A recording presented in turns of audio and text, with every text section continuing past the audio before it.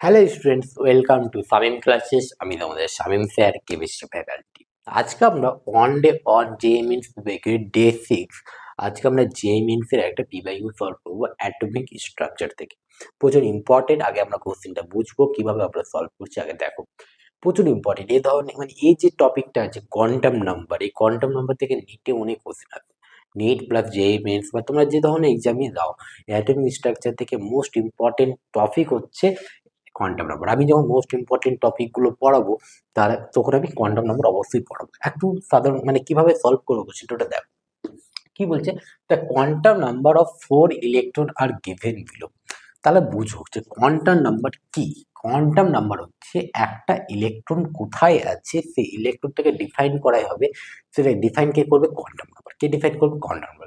কয় টাইপের quantum number আছে? 4 টাইপস অফ কোয়ান্টাম নাম্বার আছে। তাহলে কি, একটা হচ্ছে প্রিন্সিপাল কোয়ান্টাম নাম্বার, একটা কি principal principal quantum number, principal quantum number ভালো করে বুঝো। তারপর কি আছে? একটা অ্যাজিমুথাল কোয়ান্টাম নাম্বার। কি আছে? Azimuthal quantum number, azimuthal quantum number.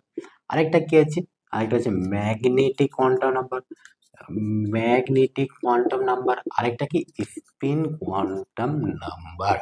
তাহলে প্রিন্সিপাল কোয়ান্টাম নাম্বার কি? প্রিন্সিপাল কোয়ান্টাম নাম্বার হচ্ছে, প্রিন্সিপাল কোয়ান্টাম নাম্বার কাকে ডিফাইন করে? সেলকে ডিফাইন করে। সেল, সেল কি হতে পারে? এ মানে সেল প্রিন্সিপাল কোয়ান্টাম নাম্বার কি দ্বারা ডিফাইন করে? স্মল এন দ্বারা ডিফাইন করে। যেমন হচ্ছে এন এর ভ্যালু 1, 2, 3, 4, 5, 6, এগুলো কি একটা হচ্ছে সেল। সেল, এবার সেল এর মধ্যে কি আছে? Azimuthal quantum number. Azimuthal quantum number কাকে ডিফাইন করে? সাবসেলকে ডিফাইন করে। তাহলে প্রিন্সিপাল কোয়ান্টাম নাম্বার ডিফাইন কাকে করে? প্রিন্সিপাল কোয়ান্টাম নাম্বার ডিফাইন করে সেলকে। অ্যাজিমুথাল কোয়ান্টাম নাম্বার কাকে ডিফাইন করে? অ্যাজিমুথাল কোয়ান্টাম নাম্বার ডিফাইন করে সাবসেলকে ডিফাইন করে। সাবসেলকে ডিফাইন করে, এটা আমরা কি স্মল এল দ্বারা ডিফাইন করি। ম্যাগনেটিক কোয়ান্টাম নাম্বার কাকে ডিফাইন করে? অরবিটালকে ডিফাইন করে। কাকে ডিফাইন করে? অরবিটাল। এটা কি স্মল এম দ্বারা ডিফাইন করি, এম দ্বারা ডিফাইন করি, এম এল। এটাকে স্পিন কোয়ান্টাম নাম্বার কাকে ডিফাইন করি? এবার বুঝো ভালো করে। যেমন ধরো এন এর ভ্যালু হচ্ছে 4, এন এর ভ্যালু 4 না 3 ধরলাম, এন এর ভ্যালু 3, মানে কি প্রিন্সিপাল কোয়ান্টাম নাম্বারের ভ্যালু হচ্ছে 3। তাহলে স্যার এল এর ভ্যালু কত হবে? এল এর ভ্যালু হবে, এল এর ভ্যালু কি হবে? n minus 1। তাহলে এল এর ভ্যালু কত হবে বলো? 2 হবে, তাই না? তাহলে এই 2টা কাকে ডিফাইন করবে? সাবসেলকে ডিফাইন করবে। সাবসেল কি কি? যেমন এ, পি, ডি, এফ, এগুলো কি সাবসেল। আর এন এর ভ্যালু কি 1, 2, 3, 4, এগুলো কি সেল। বুঝতে পেরেছো? তাহলে বুঝো, সেল, সাবসেল, সাবসেল কত? 2 পেলাম। 2 মানে কি, হয়তো এস থাকবে, আরেকটা কি থাকবে? পি থাকবে। বুঝতে পেরেছো? সরি, এল এর ভ্যালু 2। দেখো এল এর ভ্যালু যদি 0 হয় তাহলে কোন সাবসেল হবে? এস সাবসেল হবে। এল এর ভ্যালু যদি 1 হয় তাহলে কোন সাবসেল হবে? পি হবে। এল এর ভ্যালু যদি 2 হয় তাহলে কোন সাবসেল হবে বলো? কোন সাবসেল হবে? ডি হবে। এল এর ভ্যালু যদি 3 হয় কোন সাবসেল হবে? এফ হবে। বুঝতে পেরেছো? এবার সেল পেলাম, এল এর ভ্যালু 2 মানে কোথায়? D sir, D subshell. D সাবসেলের মধ্যে কি থাকবে? ডি সাবসেলে কটা ঘর আছে বলো? একটা, তিনটা, চারটা, 5টে ঘর। তাহলে এই পুরোটা কি সেল। এই সেল বলতে কি সেল, সাবসেল। সাবসেলের মধ্যে এই যে একটা ঘর, এই এক একটা ঘর হচ্ছে কি, এই এক একটা ঘর হচ্ছে অরবিটাল। আর অরবিটালকে কে ডিফাইন করে? অরবিটালকে ডিফাইন করে স্যার ম্যাগনেটিক কোয়ান্টাম নাম্বার।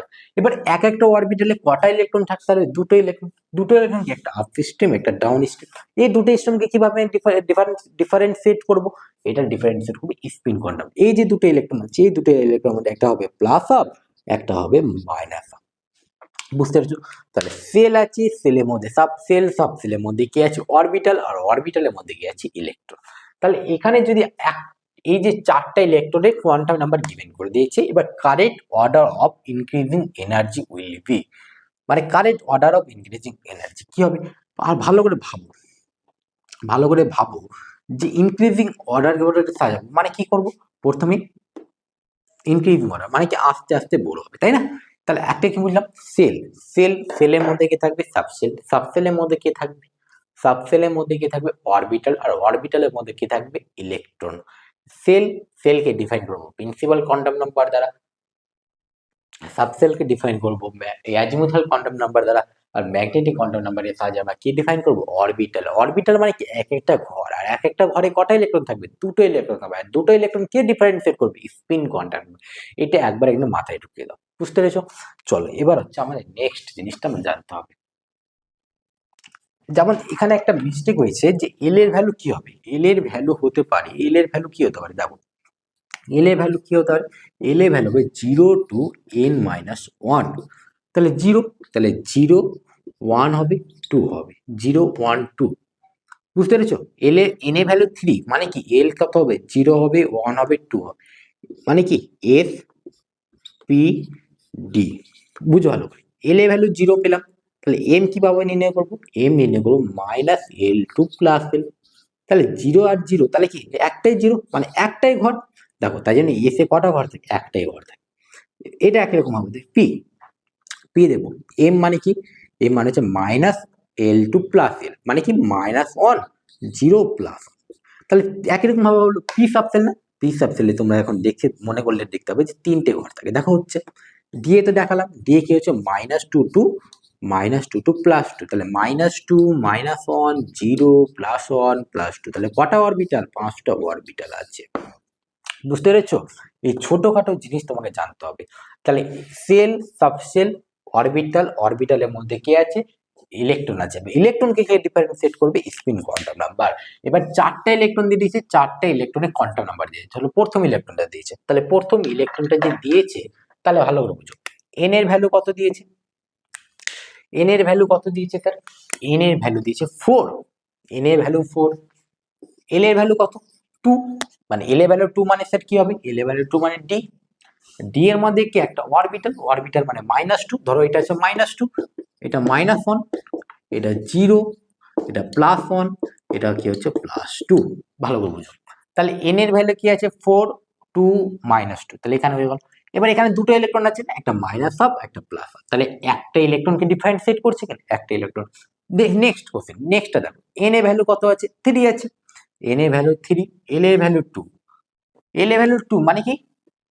এল এর ভ্যালু 2 মানে কি ডি, একই রকম হবে ডি।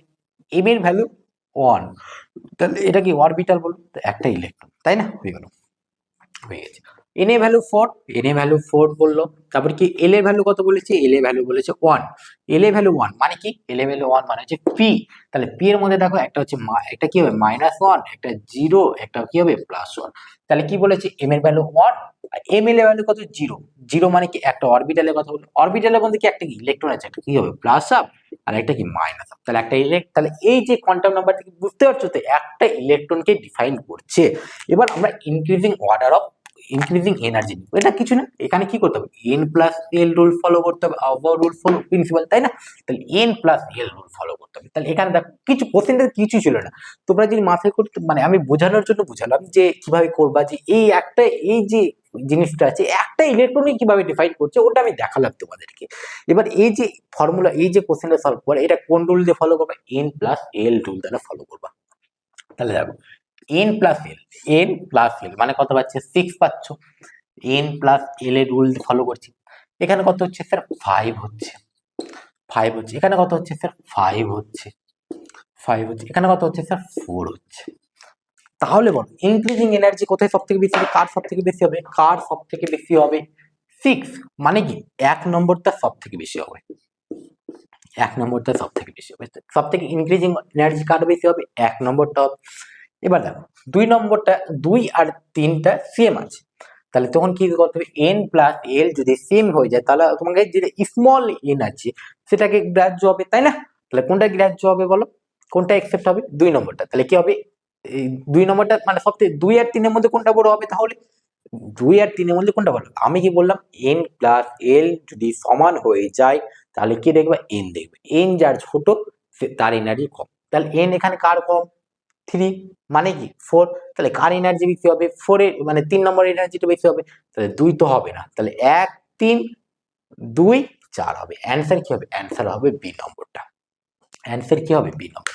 প্রচুর সহজ কোশ্চেন ছিল, প্রচুর সহজ কোশ্চেন।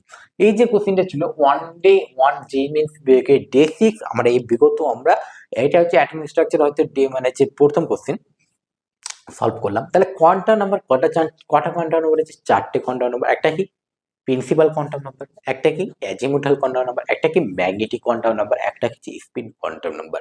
প্রিন্সিপাল কোয়ান্টাম নাম্বার কাকে ডিফাইন করে? সেলকে ডিফাইন করে। অ্যাজিমুথাল কোয়ান্টাম নাম্বার কাকে ডিফাইন করে? সাবসেলকে ডিফাইন করে। ম্যাগনেটিক কোয়ান্টাম নাম্বার কাকে ডিফাইন করে? অরবিটালকে ডিফাইন করে। আর অরবিটালের মধ্যে কে থাকবে? ইলেকট্রন। আর ইলেকট্রনকে কে ডিফারেন্সিয়েট করবে? ইলেকট্রনকে ডিফারেন্সিয়েট করবে তোমার হচ্ছে স্পিন কোয়ান্টাম নাম্বার। এল এর ভ্যালু 0 হলে কোন সাবসেলকে ইন্ডিকেট করবে? এস। এল এর ভ্যালু 0, তাহলে এম এর ভ্যালু কত? 0, তাহলে একটাই ঘর। তাহলে বলো এল এর ভ্যালু যদি 2 হয় তাহলে মাইনাস এম এর ভ্যালু কত হবে? -2 থেকে +2, তাহলে কটা ঘর হচ্ছে? -2, -1, 0, +1, +2, তাহলে কটা ঘর হচ্ছে? 5টা। তাহলে কটা অরবিটাল হবে? 5টা। তোমরা হয়তো ছোটবেলাতে বুঝতে পেরেছো, কিন্তু এই কোয়ান্টাম নাম্বার জিনিসটা প্রচুর মজার জিনিস। তোমরা যদি ভালো করে জিনিসটা পড়ো, আমরা এটার উপরে আমরা লং ভিডিও একটা নিয়ে আসবো, ঠিক আছে? তখন আমরা দেখবো। তাহলে কিছু ছিল না, n+l রুল ফলো করতে, তাহলে অ্যান্সার কি হবে? অ্যান্সার হবে বি নম্বর অপশনটা হবে। চলো আবার দেখা হচ্ছে আবার একটা নতুন ভিডিওতে। তোমাদের যদি ভালো লাগে তোমাদের বন্ধুদের মাঝে শেয়ার করে দিও। Tata, bye bye.